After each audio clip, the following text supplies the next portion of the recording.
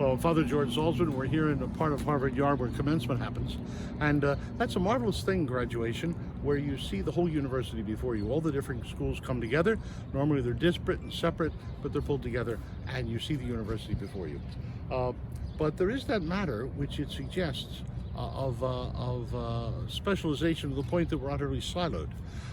You know the old story about the grad student in Cambridge at a supermarket, and he had 25 items on the belt. And the cashier asked him, do you go to Harvard or MIT? And he was rather, sure of himself and said, well, what business is that of yours? And she pointed up at the side, which said, limit 6 items, and said, well, I just wanted to figure out whether you couldn't add or you couldn't read. And so there are places here at either end of Mass Ave which are heavily specialized.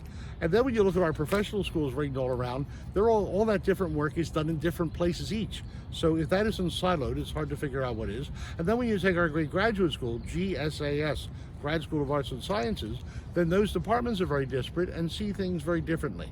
Back to the schools, you can imagine trying to discuss healthcare at the med school is one thing, but what would it be like at the business school? Or God forbid you get lawyers and doctors talking about healthcare and the other sides of that and what the law can do to them. And you almost have a knockdown brag. You better bring a lawyer yourself, or at least the police. So specialization is at all sides, at all places. Clark Kerr, who was president of University of California and then as chancellor, had that great line, much quoted, that the modern university is a set of departments united by a common heating system. A set of different departments united by a common heating system, and in his sense, that's about all there is to pull things together. That's about all there is to pull things together. Now, if when you intellectually try to pull things together, it's very hard to talk, for instance, about, as I mentioned, about healthcare, try to talk about a living wage. In the economics department, who might even say such a thing doesn't exist. And other departments and other schools have different views on that. But above all, it's important to get people together. COVID's had a big impact on our students, on our graduate and professional school students and the young professionals in the area. Everybody's isolated in newer and stranger ways, and how difficult it's been since the Ides of March last year. And so my sympathy goes out to you, not simply on missing graduation, but the isolation that you and your families too have known, and how difficult that can be. But the one bit of hope as we look forward to the future is the difference that we ourselves can make. You know, we are called a Newman Center, the Harvard Catholic Center, and that's what Catholic centers at secular universities are termed. And they're named after John Henry Newman, now St. John Henry Cardinal Newman, because it was he who had, among other things, that marvelous idea of a university, that famous book, and other books about university work as well. And there he saw it as a whole, not H-O-L-E, not a silo, but he saw it as a whole, W-H-O-L-E, where everything worked together.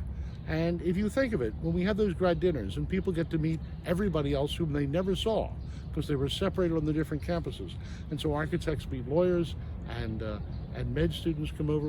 For a while we had the grad dinners being run by 2 different resident physicians who would pair off. Nobody's busier than them, but they made time for it because it was so important to them. And then our discussion groups to take the perspective and point of view of one school, another school, a third school, and blend them together for the achievement that really should have been done on location at a university where different groups were allowed to add the best that they knew.